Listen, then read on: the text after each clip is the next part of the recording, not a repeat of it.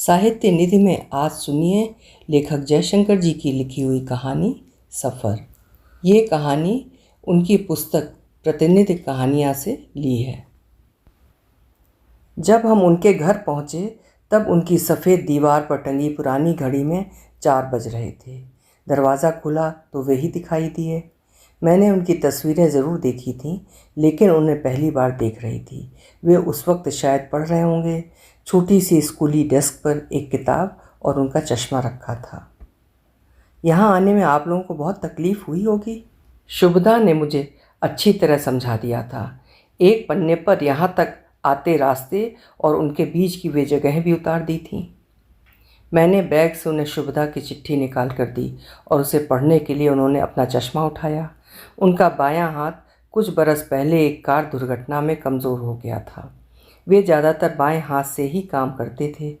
एक खिड़की के पास दीवार से सटी हुई डेस्क, कुर्सी और करीब ही पुस्तकों की अलमारी थी, जिस पर कांच के गिलास में सफ़ेद फूल रखे थे और उसके पड़ोस में इनकी दोनों लड़कियों की काली सफ़ेद तस्वीर। चिट्ठी पढ़ते पढ़ते अंदर गए और जब लौटे तो उनके हाथ में ट्रे थी और उस पर पानी के 2 गिलास। आप लोग यहाँ की गुफाएं देखने आए हैं? मेरे पति फ़ोटोग्राफ़र हैं। उनके कलेक्शन में यहाँ की बहुत सी तस्वीरें थीं। मुझे अपनी इस बिटिया को घुमाना भी था। इसका नाम गौरी है, 5वीं में गई है।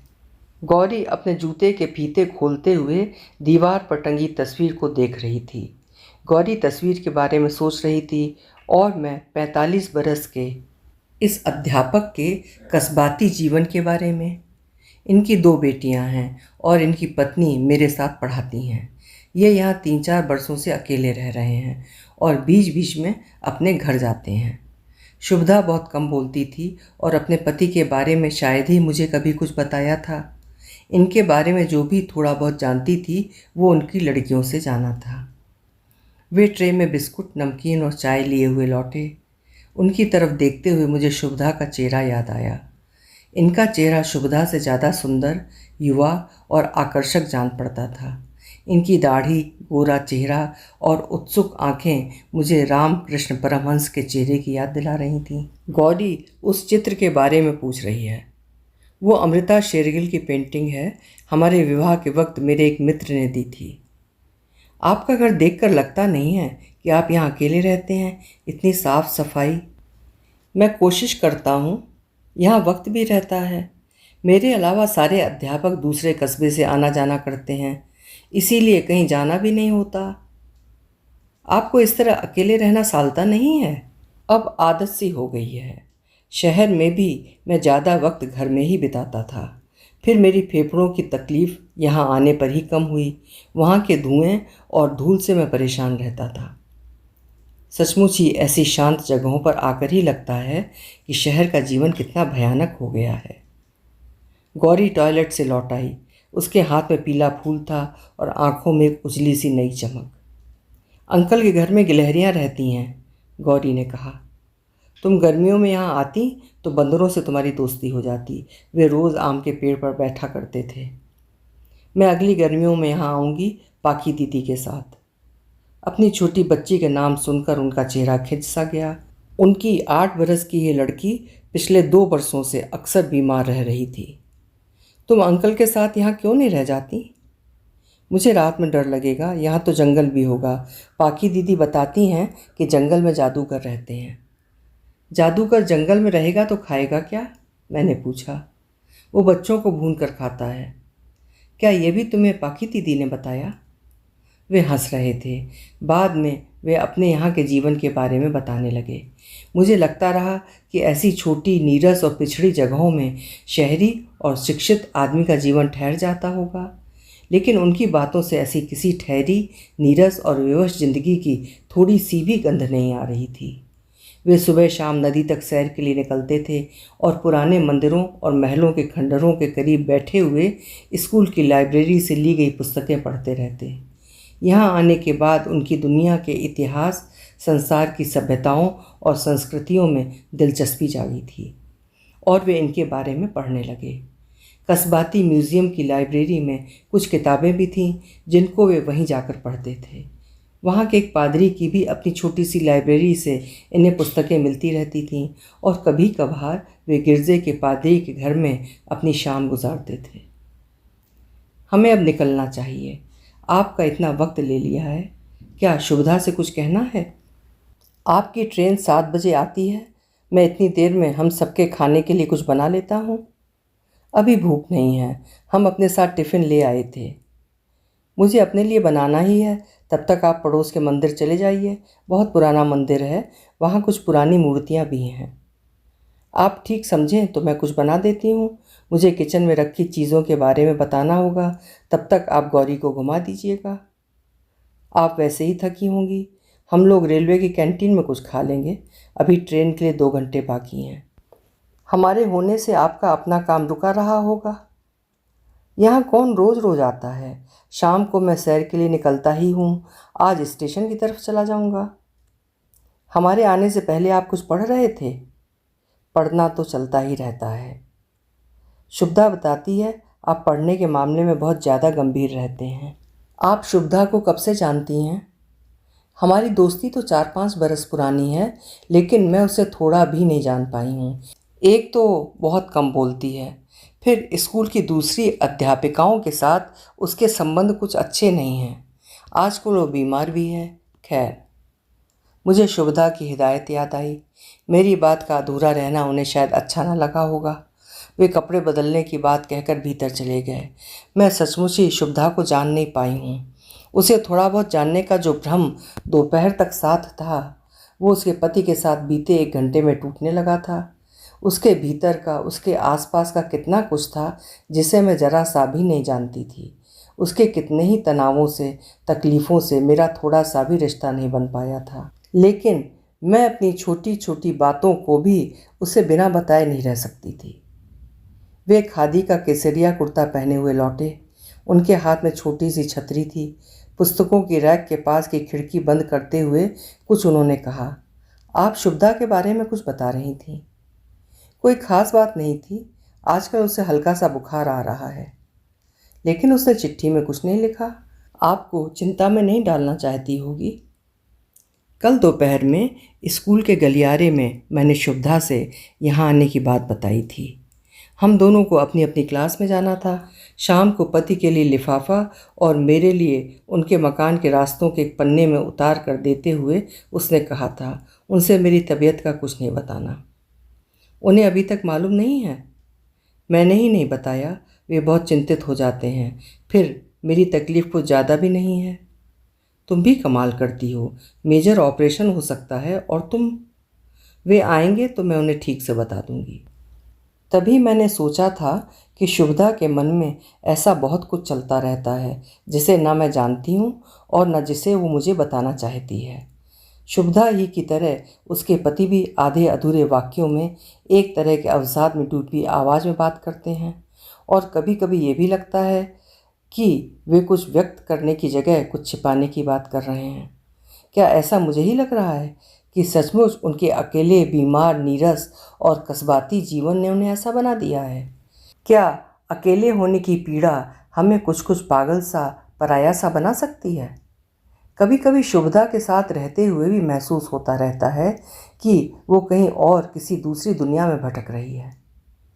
हम उनके घर से निकलकर स्टेशन की तरफ बढ़ रहे थे। बीच में गिरजा आया और हम कुछ देर के लिए पादरी के पास गए।